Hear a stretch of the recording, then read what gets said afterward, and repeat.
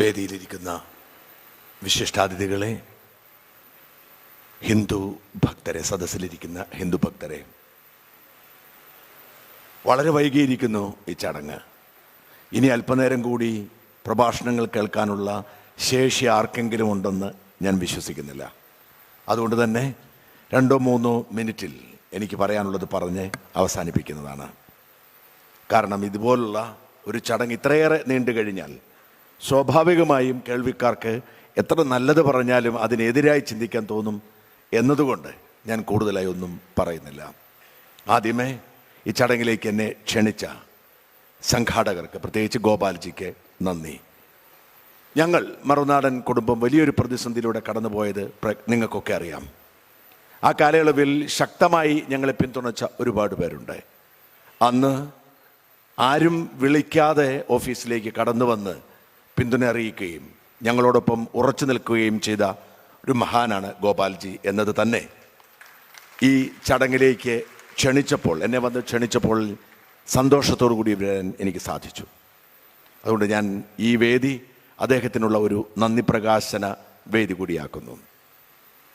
എനിക്ക് ഒരുപാടൊന്നും പറയാനില്ല. മനുഷ്യ ജീവിതം നമുക്കൊക്കെ അറിയാവുന്നത് പോലെ പൂർത്തിയാകുന്നത് അവൻ്റെ ശരീരത്തിനൊപ്പം അവൻ്റെ ആത്മാവല്ലെങ്കിൽ മനസ്സുകൂടി ഉള്ളതുകൊണ്ടാണ്. ശരീരത്തിന് വേണ്ടിയാണ് രാഷ്ട്രങ്ങൾ, ശരീരത്തിന് വേണ്ടിയാണ് സാമ്പത്തിക ശാസ്ത്രങ്ങൾ, ശരീരത്തിന് വേണ്ടിയാണ് ഭരണകൂടം. എന്നാൽ ഒരു മനുഷ്യൻ്റെ ജീവിതം പൂർത്തിയാകണമെങ്കിൽ അവൻ്റെ മനസ്സ് അവനെ എങ്ങോട്ട് നയിക്കുന്നുവോ ആ വഴി ശരിയിലേക്കുള്ളതാണ്, അവൻ്റെ പരമാത്മാവിലേക്കുള്ള യാത്രയ്ക്കുള്ളതാണ് എന്ന ബോധ്യത്തിലൂടെ സഞ്ചരിക്കുമ്പോൾ. അതുകൊണ്ടാണ് നമ്മുടെ മനുഷ്യൻ്റെ ഒരു ജീവിതം തന്നെ പൂർത്തിയാകുന്നത് ഈ ആത്മാവിലേക്കുള്ള മനസ്സിലേക്കുള്ള വഴിയാണ്. അതിനാണ് മതം. മനുഷ്യൻ്റെ മനസ്സിനെ നിയന്ത്രിക്കുന്നതാണ്, നയിക്കുന്നതാണ് മതം. ആ മതപാരമ്പര്യം തുടങ്ങുന്നത് നമ്മുടെ ഈ ഭാരതത്തിലാണ്, നമ്മുടെ മഹത്തായ ഭാരതത്തിലാണ്. ഭാരതത്തെ നോക്കി പഠിച്ചതാണ്, അല്ലെങ്കിൽ അതിന് മാറ്റങ്ങൾ വരുത്തി ഉണ്ടാക്കിയതാണ് മറ്റെല്ലാ മതങ്ങളും. ചെറിയ വ്യത്യാസങ്ങളോടുകൂടി ഉണ്ടാക്കിയെടുത്തത്. പലരും പറയും ഏകദൈവ വിശ്വാസം ഹിന്ദുമതത്തിനില്ല എന്ന്. അതവർ ഗീത വായിച്ചിട്ടില്ലാത്തത് കൊണ്ടാണ്, ഹിന്ദു വിശ്വാസം എന്താണെന്ന് അറിയാത്തത് കൊണ്ടാണ്. യഥാർത്ഥ ഏകദൈവ വിശ്വാസം ആരംഭിക്കുന്നത് ഹൈന്ദവ ദർശനങ്ങളിലാണ്. പക്ഷെ ഒരു മനുഷ്യനെ, അവൻ്റെ മനസ്സിനെ, അവൻ്റെ ചിന്തകളെ ഇടുങ്ങിയ തലങ്ങളിലേക്ക് ഇടിച്ചിരുത്താതെ അവനെ സ്വതന്ത്രനാക്കുന്ന, അവന് കാണുന്ന ചുറ്റുപാടുകളെ, പ്രകൃതിയെ, അമ്മയെ, സുഹൃത്തുക്കളെയൊക്കെ പോലും ദൈവമായി കരുതാൻ കഴിയുന്ന മഹത്തായ ഒരു സങ്കല്പത്തിൻ്റെ തുടർച്ചയാണ് വാസ്തവത്തിൽ ഹൈന്ദവ സംസ്കാരവും വിശ്വാസവും. ഇത് മനസ്സിലാവണമെങ്കിൽ ആദ്യം ഇത് മനസ്സിലാക്കാൻ ശ്രമിക്കണം. അല്ലാതെ ഇവിടെ നമ്മൾ കാണുന്നവരൊക്കെ അങ്ങനെയാണ് ഇങ്ങനെയാണ് എന്ന് പറഞ്ഞിട്ട് കാര്യമില്ല. ഒരു കാര്യം ഞാൻ പറയാം, ഞാൻ ദീർഘിപ്പിക്കാതെ തന്നെ. ഇത് ഭാരതത്തിൻ്റെ നൂറ്റാണ്ടാണ്. അത് ഭൗതിക, ഞാൻ മുമ്പ് പറഞ്ഞ മനുഷ്യ ശരീരത്തിൻ്റെ കാര്യം, ഭൗതിക ഭരണത്തിൻ്റെ കാര്യമാണെങ്കിലും ശരി, ആത്മാവിൻ്റെ കാര്യമാണെങ്കിലും ശരി. നമുക്കറിയാം, നമ്മൾ പലതരത്തിലുള്ള സാമ്പത്തിക ശാസ്ത്രങ്ങളും കണ്ടു. മുതലാളിത്തം അതായിരുന്നു പരിഷ്കൃതമായി ലോകത്തെ മുഴുവൻ നയിച്ചിരുന്നത്. പിന്നീടാണ് സോഷ്യലിസം വരുന്നത്. ഗാന്ധിസം പരിശ്രമിച്ചു മടന്നുപോയി. അങ്ങനെ പല തത്വശാസ്ത്രങ്ങളും വന്നെങ്കിലും അതൊക്കെ പരിഷ്കൃതമായി ഒരു വെൽഫെയർ സ്റ്റേറ്റ് എന്ന നിലയിൽ മനുഷ്യന്റെ ലാഭേച്ഛയെ ഉൾക്കൊള്ളുന്ന മുതലാളിത്ത സമ്പദ് വ്യവസ്ഥയാണ് ലോകത്തെ സാമ്പത്തികമായി അല്ലെങ്കിൽ ശാരീരികമായി നിയന്ത്രിക്കുന്നത്. അതിലേക്കുള്ള കാൽവയ്പ് ഒരു സംസ്കാരത്തിൽ അധിഷ്ഠിതമാകുമ്പോൾ മാത്രമേ അത് പൂർത്തിയാകൂ. അല്ലെങ്കിൽ വല്ലാത്ത ലാഭേച്ഛയിൽ ലോകം മനുഷ്യനെ മറക്കുന്ന കാലമുണ്ടാവും. അതാണ് നമ്മളിപ്പോൾ ലോകത്തിന് കാണിച്ചു കൊടുക്കുന്നത്. ഒരു വശത്ത് നമ്മുടെ വലിയ ഭൗതിക വളർച്ച, സാമ്പത്തിക വളർച്ച, അതേസമയം നമ്മുടെ ഭാരതീയ സംസ്കാരത്തിൽ അധിഷ്ഠിതമായ മനുഷ്യന്റെ മനസ്സിനെയും ആത്മാവിനെയും കൂടി സ്വീകരിക്കുന്ന വളർച്ച.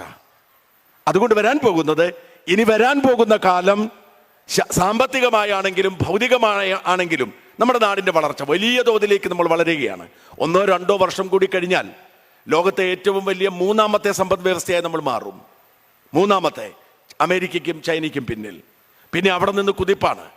ലോകത്തെ ഏറ്റവും വലിയ സമ്പദ് വ്യവസ്ഥയാകാനുള്ള യാത്ര. അതിൻ്റെ ഉത്തരവാദിത്വം ഏറ്റെടുത്തുകൊണ്ട് ചരിത്രം ആവശ്യപ്പെട്ട തരത്തിൽ മോദി സർക്കാർ മുമ്പോട്ട് പോകുന്ന ഒരു വശത്ത്, മറുഭാഗത്ത് ഭാരതത്തിൻ്റെ മഹത്തായ പാരമ്പര്യം. അത് മുമ്പ് നമ്മുടെ ഉദ്ഘാടകൻ പറഞ്ഞിരുന്നത് പോലെ അതൊരു കൊടുങ്കാറ്റിലും നഷ്ടപ്പെടാതെ ഒരു പേമാരിയിലും മുങ്ങിപ്പോവാതെ ഏതെല്ലാം തരത്തിലുള്ള അധിനിവേശങ്ങൾ ഉണ്ടായെങ്കിലും ആ അധിനിവേശങ്ങളെയൊക്കെ അതിജീവിച്ചുകൊണ്ട് വളർന്ന് പന്തലിക്കുകയാണ്.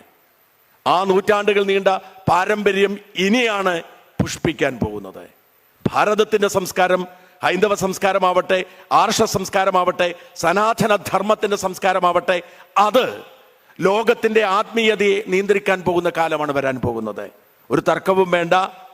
ഭാരതീയമായ സനാതന ധർമ്മത്തിൽ അധിഷ്ഠിതമായ ആത്മീയ സംസ്കാരത്തെ മറക്കാനോ തള്ളിക്കളയാനോ ആർക്കും കഴിയാത്ത ഒരു കാലം വരുന്നു. അത് ഒരു പക്ഷേങ്കിൽ ഏത് മതത്തിന്റെ ആണെങ്കിലും, ഇത് ക്രൈസ്തവ മതമാവും ഇസ്ലാം മതമാവും, പക്ഷേ ആർഷഭാരത സംസ്കാരത്തിൽ അധിഷ്ഠിതമായ ഒരു ആത്മീയ പാരമ്പര്യത്തിന് മാത്രമേ നിലനിൽക്കാൻ കഴിയൂ എന്ന് നൂറ്റാണ്ടുകൾ കൊണ്ട് നമ്മൾ തെളിയിച്ചിരിക്കുന്നു. എല്ലാ കൊടുങ്കാറ്റുകളെയും അതിജീവിച്ചുകൊണ്ട് ഇനിയുള്ള കാലം അത് ചിട്ടയോടെ അടുക്കോടെ ലോകത്തെ സ്വാധീനിക്കാൻ പോവുകയാണ്. ഇപ്പോൾ കഴിഞ്ഞ കുറേ കാലങ്ങൾ, നൂറ്റാണ്ടുകൾ പ്രതിസന്ധികളുടെയും അതിജീവനത്തിന്റെയും ആയിരുന്നു. ആ കാലം കഴിഞ്ഞു. ഇനി ആർഷഭാരത സംസ്കാരത്തിന്റെ കാലം. ഒരു വശത്ത് ആർഷഭാരത സംസ്കാരത്തിന്റെ വളർച്ച, മറുവശത്ത് ഇന്ത്യ എന്ന, ഭാരതമെന്ന സാമ്പത്തിക ശക്തിയുടെ വളർച്ച. ഇത് ഇനി നമ്മുടെ മക്കൾ ഭാഗ്യം ചെയ്തവരാ. അവർ കാണാൻ പോകുന്നത് സുന്ദരമായ ഭാരതത്തെയാണ്. അവർ കാണാൻ പോകുന്നത് ഭാരത സംസ്കാരത്തിന്റെ പരിപുഷ്ടിയാണ്. അതുകൊണ്ട് ആ അവസരത്തിന്റെ തുടക്കക്കാരാണ് നമ്മൾ. അതിൽ നമുക്ക് അഭിമാനിക്കാം. ഞാൻ ദീർഘിപ്പിക്കുന്നില്ല. ഒരു ഭാരതീയൻ എന്നതിൽ, ഒരു ആർഷഭാരത സംസ്കാരത്തിൽ വിശ്വസിക്കുന്നവൻ എന്ന നിലയിൽ ഞാൻ അഭിമാനിക്കുന്നു. ആ അഭിമാനം എൻ്റെയും എൻ്റെ മക്കളുടെയും എൻ്റെ തലമുറയുടെയും വരാൻ പോകുന്ന തലമുറയുടെയും പ്രതീക്ഷയാണ്, വെളിച്ചമാണ്. ജയ് ഹിന്ദ്.